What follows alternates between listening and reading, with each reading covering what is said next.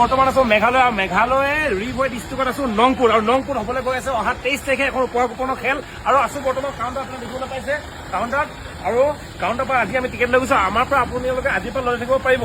1 number কথা 2 number কথা পুৰস্কাৰনো কি আছে আৰু বুক পাইছ আছে নে নাই বুক পাইছ আছে 3টা য'ত আছে বাইক আছে গাড়ী আছে বুক পাইছতো আৰু কুপনত আছে মাহেন্দ্ৰা থাৰ জিমনি স্কৰপিঅ বেলেনো তেনেকুৱাকৈ আছে আৰু আপোনালোকে এইফালে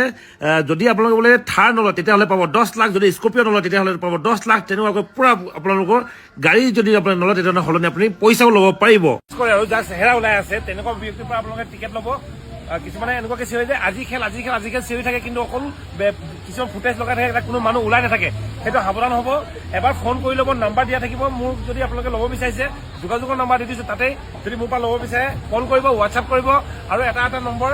আপোনালোকে যেতিয়া মই পে'মেণ্ট কৰিব তেতিয়া মোক এবাৰ সুধি ল'ব লাগিলে কল কৰক হোৱাটছআপ কৰক কোনো কথা নাই কিন্তু আপোনাৰ পইচাটো অৰ্থলৈ যাব নালাগে তো আছোঁ বৰ্তমান